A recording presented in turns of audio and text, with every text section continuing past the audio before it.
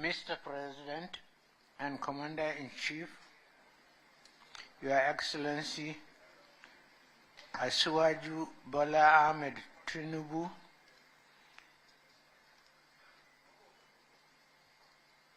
the Asiwaju of the universe, and the Jagaba of Niger State. I wouldn't say Bargu alone.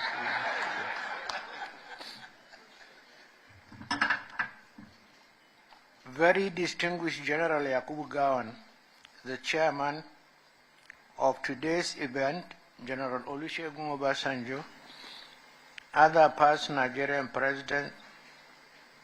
President, my brothers, General Abdusalami Abubakar and Dr. Goodluck Ebele Jonathan, and the representative of General Muhammadu Buhari,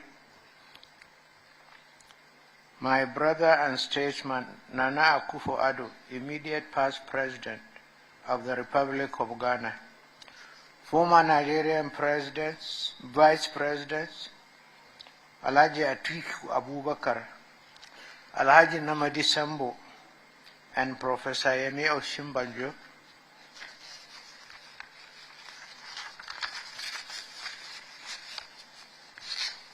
senators and House of Representatives members present, state governors present and past, our royal fathers present, honorable ministers.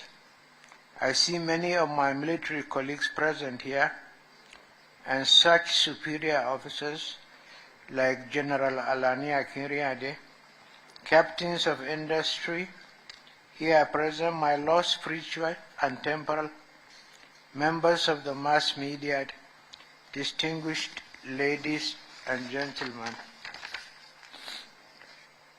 Your presence here today is not just a matter of convenience, but as testament to the significance of this event.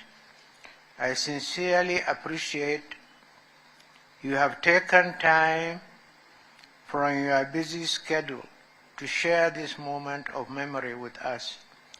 Your presence is not just invaluable, it is very essence of this gathering, and I am eternally grateful to your gesture. I salute the President, our President and Commander-in-Chief, His Excellency Asiwaju Bola Ahmed Tinubu, for finding time from his onerous assignment to honor us today.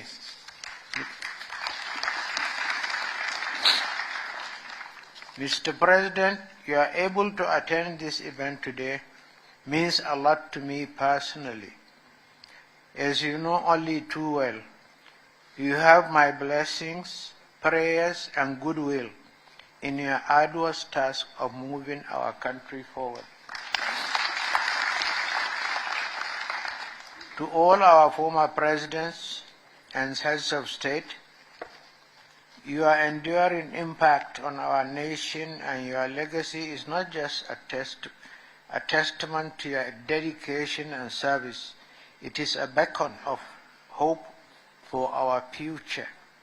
I am deeply grateful for your contributions and presence in particular.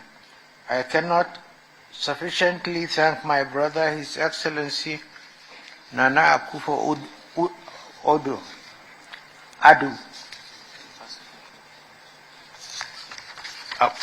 the immediate past president of the Republic of Ghana, for giving us the honor of delivering the keynote address. I am compelled to single out for praise very senior bosses and older brothers, General Yakubu Gawan. His incisive forward to the book is admirable and moving. I'm grateful, sir. General Gawan and my other boss, General Olusegun Obasanjo, who gladly agreed to chair this event, have positively impacted my life. I am also immensely grateful to my other boss and mentor, General T.Y. Danjuma. I'm delighted that I could recall General Danjuma's leadership qualities in my book, both during the Civil War and as a Chief of Army Staff. It is fair to say that as Chief of Army Staff, T.Y. set a standard by which succeeding chiefs have been judged. My childhood friend and classmate at Bida, General Abdusalam Abubakar, Audu for short, who has always stood by me, belongs to special class, if only because he now readily admits I am his elder brother.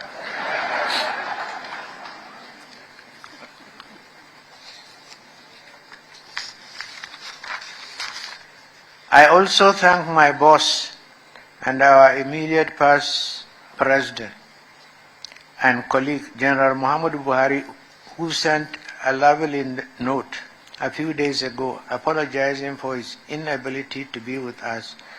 I'm delighted that he has asked one of his ministers to represent him on this occasion. Similarly, I thank His Excellency Professor Yemi Osinbajo, Nigeria's immediate past Vice President, who reviewed today's book with characteristics brilliance. I shall remain forever grateful to all governors of our states, distinguished senators and members of the House of Representatives, past and present. To our Royal Highnesses, I am deeply grateful for your presence. I understand the effort it takes to travel from your different domains to attend this event like this. Your presence adds a unique and esteemed perspective to this event, and I pray for your safe return home. My deep appreciation of your presence and support is that of the captains of industry of our illustrious private sector will be eternally on record. The Board of Trustees of Presidential Library will find befitting ways of permanently acknowledging your support in the envisaged facility. Talking of captains of industry, how do I thank my son Abdul Samad Rabiu? He has shown enduring commitment to this event and the library project from day one. Thank you very much, Abdul Samad. To the rest of this distinguished audience, drawn as I can see from different parts of the country, I thank you from the depth of my heart. As representatives of our people, especially those who are unable to be here, some of whom have managed to reach out to me since the details of today's events were made public. I'm humbled by your presence and the interest you have shown in my memoirs and the library project. No matter our points of origin in the Nigerian encounter, we all share experience of a fascinating national journey. Ours is the story of a thrilling past, an engaging present, and a most promising future. Today's event reminds us that we are not just here to remember the past, but to actively shape the present and envision a bright future with hope, a future that each one of you, with your unique perspectives and contributions, will help to build. The first aspect of today's event is the public presentation which has been done. This memoir, a culmination of over 3 decades of reflection, significantly contributed to our understanding of our national history. Throughout the public presentation of this book, I believe I am paying a huge part of my debt to public. I have had to contend with this question all the time. When will you tell your side of the story? Understandably, our period of service has somehow evoked, and rightly so, many questions and stories among our public. This book, which chronicles my experiences, decisions, and challenges during our national service, tries to answer some of these questions from my modest perspective. My colleagues in arms and I presided over significant change and turbulent reform. We confronted monumental challenges in the economy, the polity, foreign affairs and defense, and security spheres of our national life. We surmounted obstacles, sought change from old ways, encountered unusual obstacles, and devised innovative solutions. We all thought to leave Nigeria a better place than we found it, often at a great personal sacrifice and in the face of significant challenges. I'm deeply aware of the inconveniences and sacrifices the public endured during this period, and I acknowledge and appreciate their resilience and commitment to progress. Although the reform caused inconveniences to our people, we built lasting national institutions, some of which are still in place today. Undoubtedly, credible, free and fair elections were held on June 12, 1993. However, the tragic irony of history remains that the administration that devised a near-perfect electoral system and conducted those near-perfect elections could not complete the process. That accident of history is most regrettable. The nation is entitled to expect my impression of regret.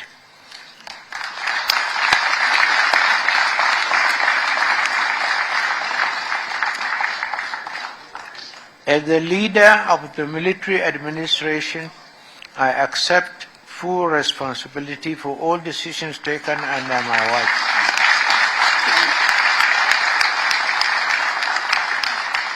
And June 12 happened under my watch.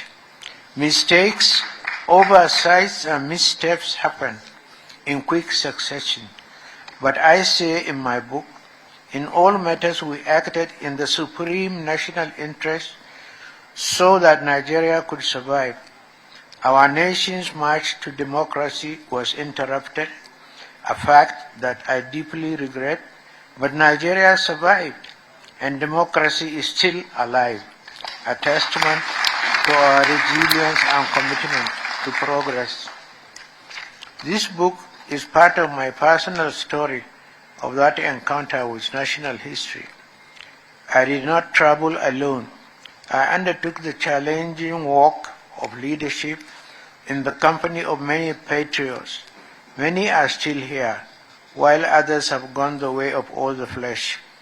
I cannot name all our allies and fellow travelers, but let me acknowledge the contributions of men like late Augustus Ihomu, Commodore Ebitu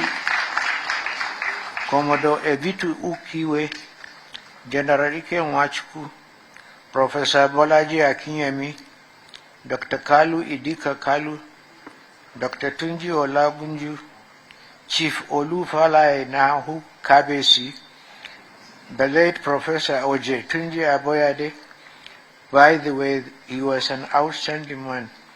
The late Alhaji Rilwanu Lukman, the late Professor Humphrey Umosu, the late Professor Omo Omori, the late Professor Gurian Ezekwe, the late Professor Tam David West, the late Professor Babatunde Fafumwa, the late Professor Olikoye Ramson Kuti, the late Dr. Shatima Mustafa, the late Alhaji Bunu Sharif Musa, the late Rear Admiral Patrick Koshoni, Lieutenant General Alani Akinyade, General Ali Gusau, General Haliru Akilu, the former Senate President Brigadier David Mack, Brigadier General Tunde Ogweha, Colonel Abubakar Nengiwa Umar, the late UK Bello, the late General Nuhu Gomaji, Colonel Sambo Desuki, and a whole list of prominent colleagues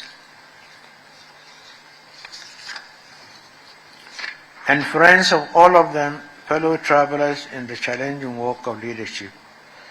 The second aspect of today's event is establishing a befitting library, which I consider a tribute to history and a contribution to the world of knowledge and leadership. In this regard, I thank my friend and family member, our former Vice President, Namadi Sambo, who created a unique architectural design for the Presidential Library on my 80th birthday. I'm getting to 84. As you can see from the program detail, it is an outstanding design. Thank you, Mr. Vice President. As leaders, our activities belong to history in the form of written records. These records will serve as evidence in chief for posterity long after we have gone. The proposed presidential library, which will house these records, would be a lasting tribute to our period of national service and a resource for future leaders and scholars to learn from our experience and decisions. As I understand it, members of the library board have in mind is a library as not a museum where treasured historical documents and books are left to dust. The plan is more of an interactive center for lively exchange among people of different backgrounds and generations. Once again, I sincerely appreciate and ensure your presence at this gathering. Your participation and the conversation following this event will undoubtedly contribute to better Nigeria. I'm grateful for your support and look forward to our shared journey towards brighter future. The task of recovering memory can never be easy. As I said in my acknowledgement pages in the book, apart from my publishers, Messrs. Bookcraft, headed by Mr. Bonkole Olaebi, in writing this book, I acquired debts of gratitude to several other persons that deserve mention. Dr. Yemi Ogumbi, otherwise Dr. Activity, Dr. Chidi Amuta, Mr. Abiola Phillips, Mr. Clement Fajimoku, and Mr. Toby Shenoy gave generously of their time, experience, and resourcefulness, not just in the area of research, but also in painstaking editorial work. I thank Mr. Oladimeji Bajela for the book's beautiful design. Yemi Ogumbi's unwavering commitment to ensuring the expert production of the book and his tireless work towards realizing today's event will never be forgotten. Thank you, Dr. Activity.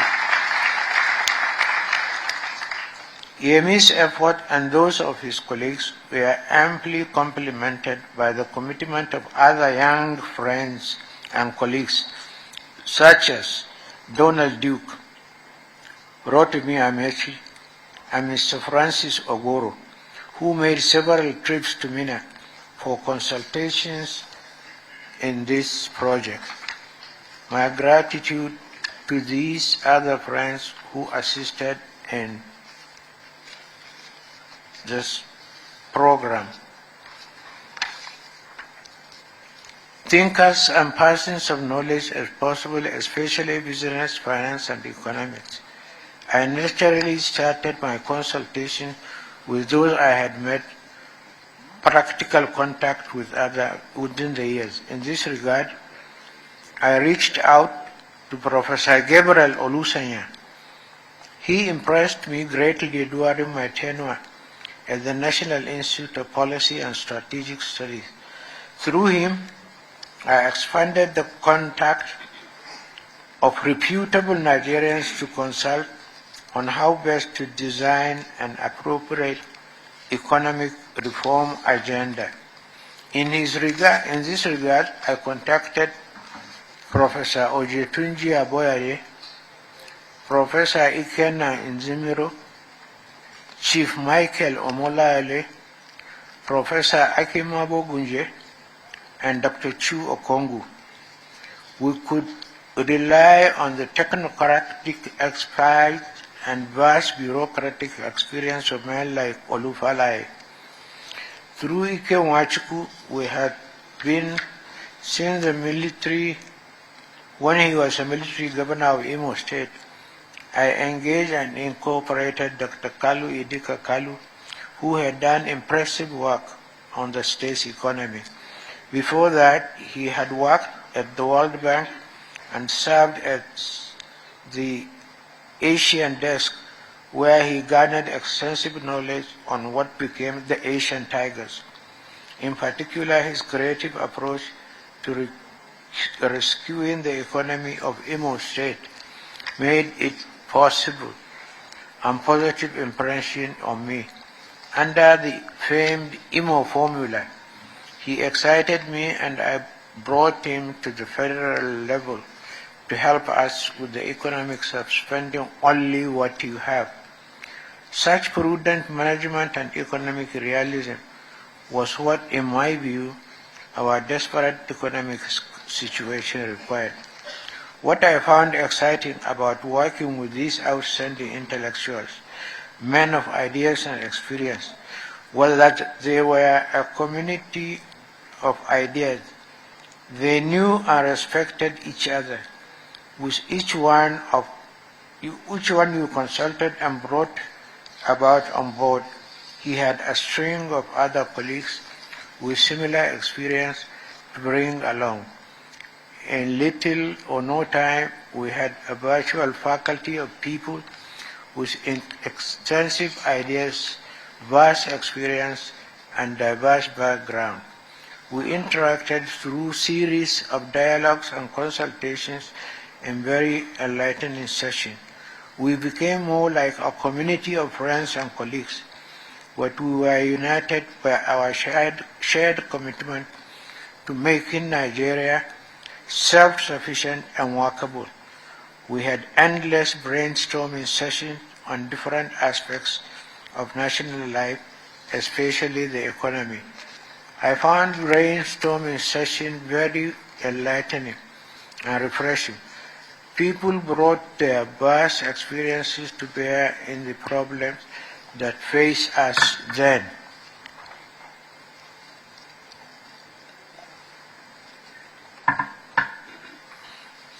In particular, I recall the insights of Professor Ikenna Nzimiro, who brought a lot of life to our sessions by relating our present problems to his experiences from the past. He would, for instance, ask me jovially, "Mr. President, how old are you?" And I told him one day that I was born in 1941.